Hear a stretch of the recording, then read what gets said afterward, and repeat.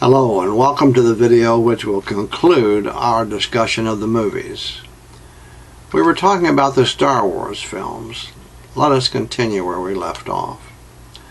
The first film of the second, later released Star Wars trilogy, which includes episodes 1, 2, and 3, is, as many of you know, the first of 3 films, and the first of what was to be a series of 3 trilogies originally envisioned by their creator.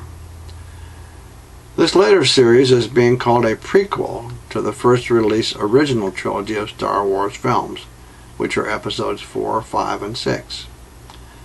This prequel trilogy, like the original, has given us a great many worthwhile things to consider in our thoughts and our meditations. One example of these would certainly be how a well-intended person, perhaps someone like Anakin Skywalker, who is a true seeker on the path, can be tempted and seduced by negative influences, including thoughts of material things, thoughts of self, and seeking for self, which in these films are called the dark side of the Force. It has been extremely interesting to watch the beginnings of the story as it unfolds in the first of the 3, as originally planned, trilogies. There's no question about the fact that Episode 1, released in the spring of 1999, upheld the consistently high quality of the films previously released. It showed us Obi-Wan Kenobi as a young man, an apprentice to Jedi Master Qui-Gon Jinn.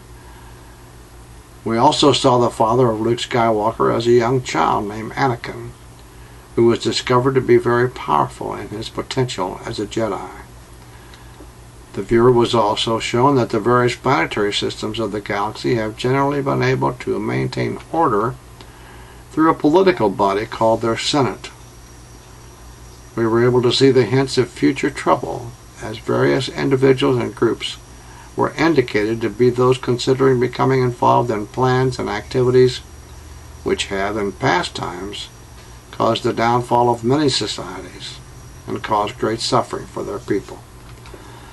Excuse me.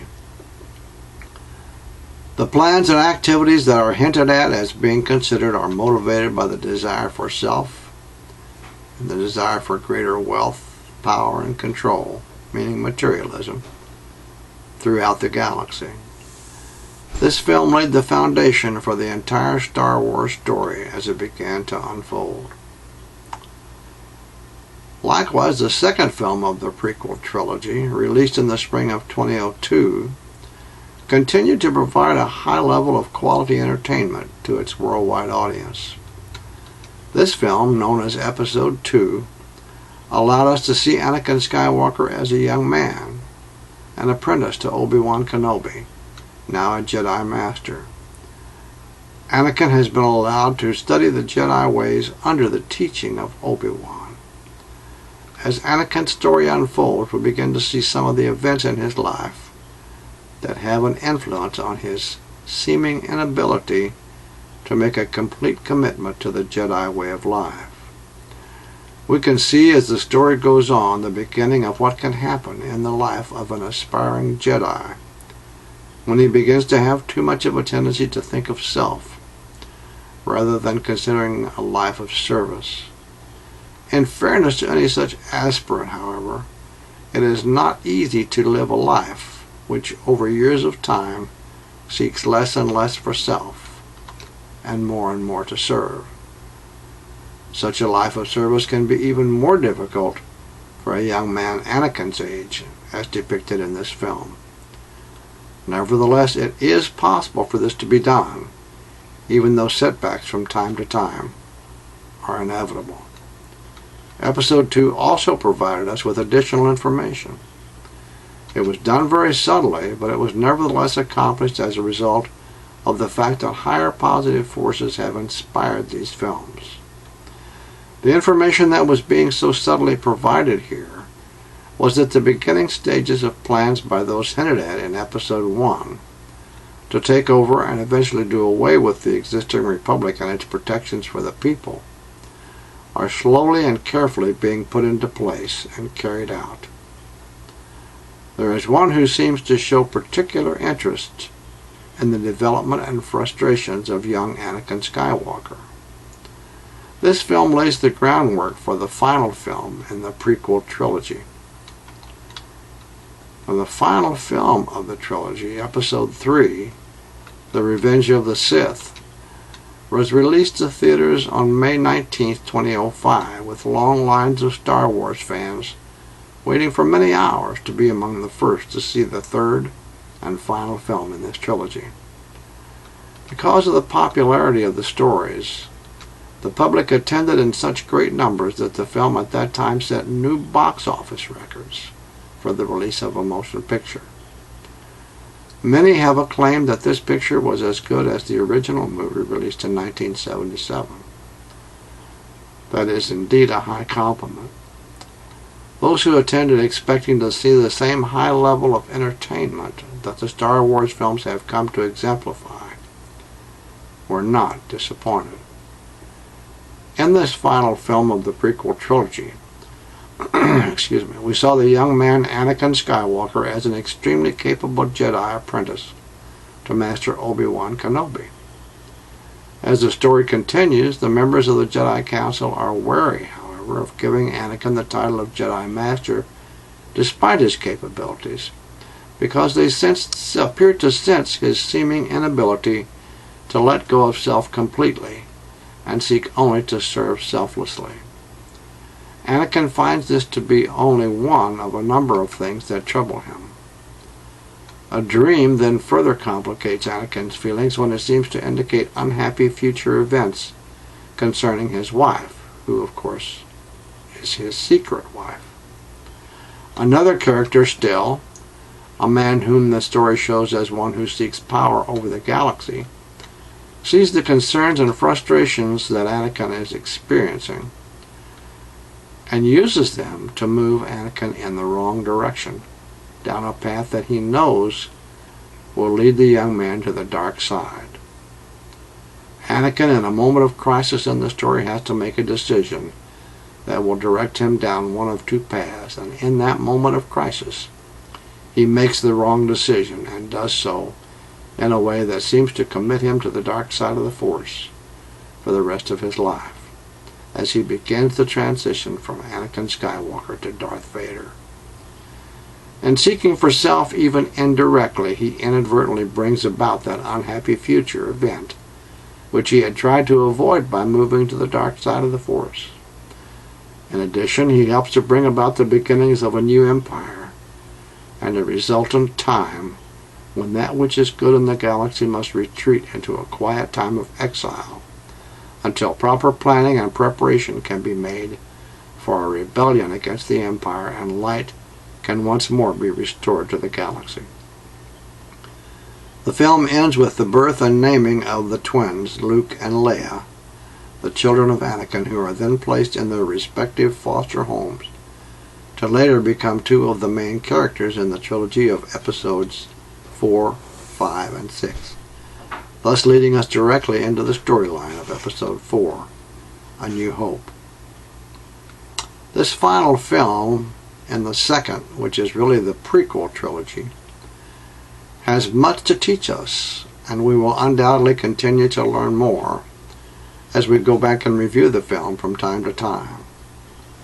Only a few important points will be mentioned here, but there are countless others of varying importance. One of the most, if not the most important lesson to be learned in the opinion of this speaker is that those who humbly seek the highest form of spiritual development to succeed in that endeavor must, over the years, in the process of daily living, begin to seek slowly less and less for self and more to serve.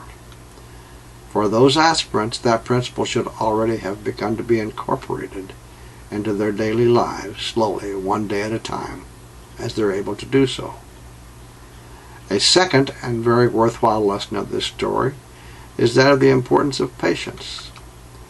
Sadly, when most of us seek patience, we want it right now. Anakin wanted greater progress in his abilities and in the recognition which he wrongly sought. And when the dark side was presented as a shortcut to the things he sought, he was persuaded to give in to the temptation to change things to be more to his liking. And that decision led him down the path of darkness, where he later became Darth Vader. Another very important lesson that this series teaches us is one that is seen over and over again, and that is the importance of forming alliances when necessary to overcome the forces of the dark side. That is an important lesson for those of us on the planet who know that global conflict is coming. Episode 3, The Revenge of the Sith, although it was written several years prior to its release, the story was inspired by higher positive forces to show us, at the time of its release, that which many people noticed and remarked on at that time: the similarity between the storyline in the movie and the nature of ongoing world events at the time of its release in 2005.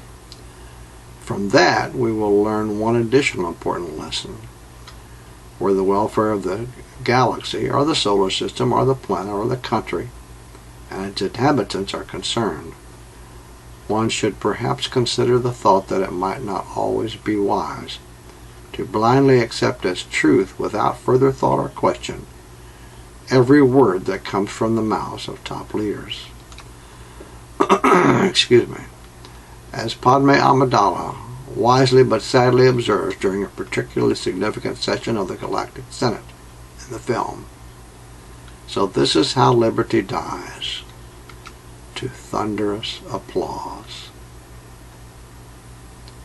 Today's world conditions in 2013 and 2014 are a precursor for the coming global conflict. These are but a few of the countless reasons why people everywhere were drawn to see these Star Wars films. Over the years, people around the world will continue to be drawn to the final film in this trilogy and to the other Star Wars films as they continue to be re-released, not just because of the quality of the entertainment value of the films, but more importantly because of the inspired messages that have been placed there for all of us. For the sake of these important messages, the higher self in each of hundreds of millions of people worldwide has been and will continue to be causing them to feel drawn to see these films whenever they become available. For those very important reasons, and again because of the high quality of the entertainment and the power within the story that is provided in these films, people all over the world have continued to watch them. Some will continue doing so again and again in the years ahead.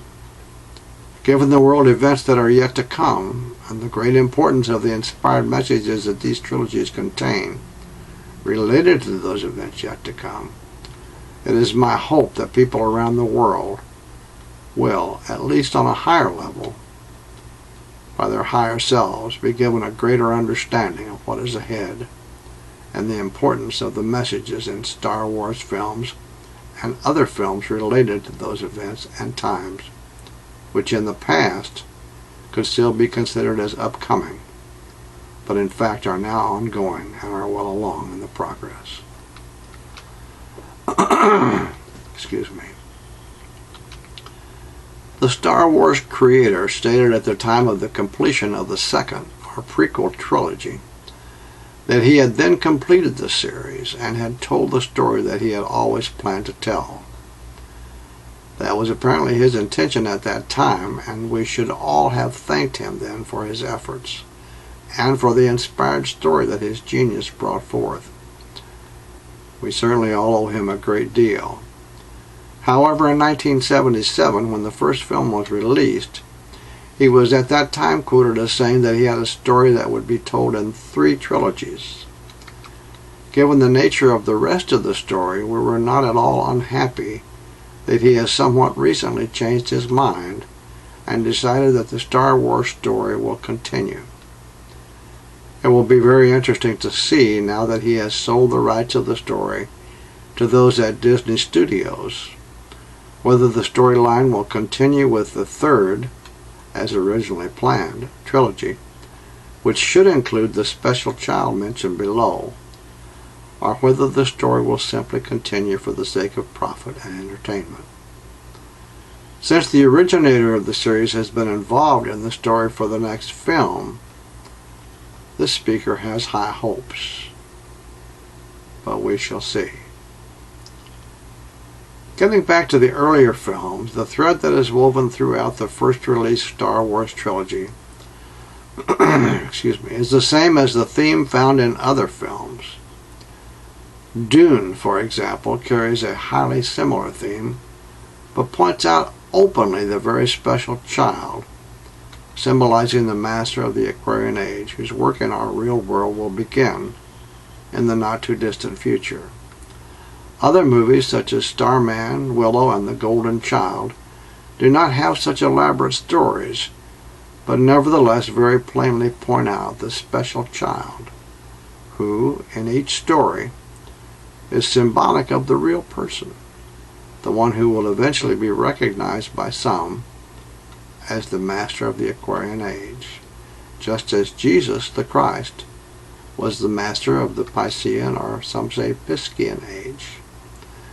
These films also call attention to the additional person who overcomes obstacles and negative forces to help make the way safe and to prepare the way and the world for the special child, who has grown by now into an adult person, but whose time, as of the making of these videos, is not quite yet. The role of this one who must prepare the way in the world by helping humankind out of the darkness and back into the light, so that they will be more properly prepared to receive the one even greater, the special child, has been portrayed in films in such a way as to indicate that he is the one who himself will also provide light. This is symbolized by the planet Jupiter when it becomes a second sun, S-U-N, symbolizing the second sun, capital S-O-N, adding to the light already shining on the people of planet Earth, as depicted in the film 2010, where the Earth then has two suns, S-U-N-S, which symbolized suns, S-O-N-S, capital S-O-N-S. Even the beginning of the first release film of the Star Wars trilogy shows Luke Skywalker looking quietly toward the horizon as the two suns, S-U-N-S, symbolizing suns, capital S-O-N-S, are seen in the sky. Excuse me. This person, this harbinger of the one to come, has himself much to offer. Once his message begins to be heard by enough people, he may possibly be considered by those in power as a potential threat to their plans. And if so, they, with the help of the media, will do whatever they can to discredit the messenger and the message. Their efforts may be somewhat successful in the short term, but the truth will be made known, and the message, and therefore the messenger, will, in time, be vindicated. It is hoped that the above has somehow added to your knowledge and understanding of how such inspired stories are both needed and are therefore given to enlighten the higher consciousness of those in audiences around the world, to help prepare us all for the changes to our world that began to be perceived more in earnest on September 11, 2001, and that will be continuing for many years to come. These changes have manifested in a way to include a war in Iraq that is perceived to be concluded, a war in Afghanistan that is supposed to be completed by or before the end of 2014, and an ongoing worldwide financial crisis that is still affecting the world at the time of the creation of these videos, as well as the so-called Arab Spring conflicts and others, including calamities of weather such as Hurricanes Katrina and Sandy, and other natural disasters brought about by climate change. A brief statement is in order here regarding climate change, even during a discussion of the movies. If there's even 1/10 of 1% of a chance that these climate changes are being brought about or are being contributed to by man-made factors, including the use of carbon-based fuels, then it should be obvious that every reasonable effort must be made to reduce the use of such carbon-based fuels by making a transition to renewable and more sustainable sources of energy, including wind and solar power. This concludes our video on the movies. I thank you for watching, and I invite you to watch the next video on the subject of books that are in our recommended book list. Thank you again.